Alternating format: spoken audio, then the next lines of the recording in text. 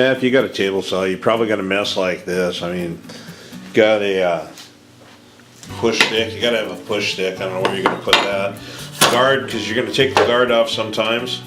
Maybe if you're running a panel sled or something. Your fence won't always be on. Push stick. Squaring jigs, things like that, stops. Feather boards, tenon jig. All this stuff's got to go somewhere, and unfortunately it either sits here on this table on the table saw, or it sits over on the table on the bandsaw. I'm trying to get the shop cleaned up. It's just a pain in the neck to do anything in here, and part of that is taming this mess.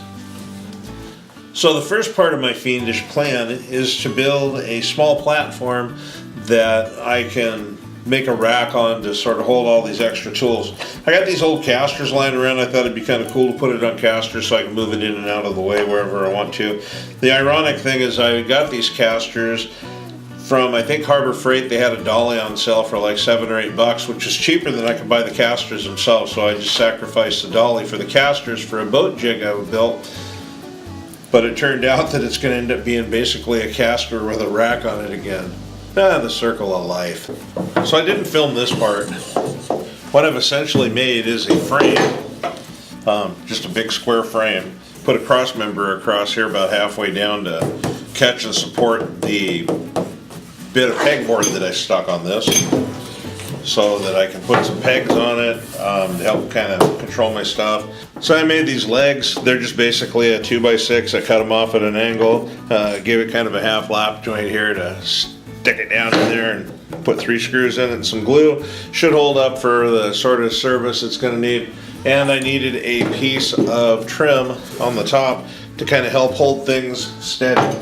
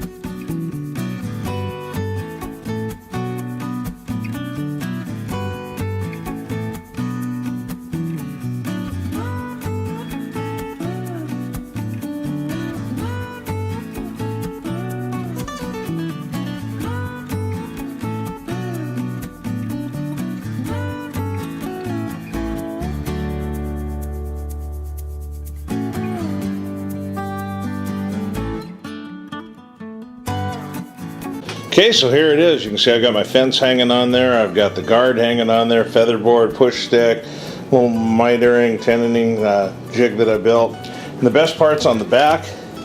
I got a spot for my panel sled. Lays right up in there real nice. Put this lip on the front of it so it can kind of tip back a little bit, so it should always be leaning back, helping to hold that backstop up where it needs to be. So there you go. It's built out of scraps, and it's going to make my life a whole lot better, because I have a place to swap things rather than from one saw table to the other saw table. So, hooray, the shop's getting cleaned up.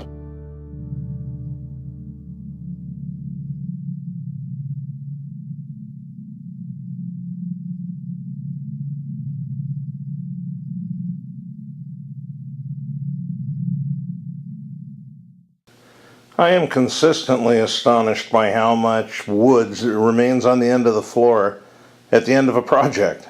This is all from building that little caddy and cutting a couple of boards, resawing a couple boards.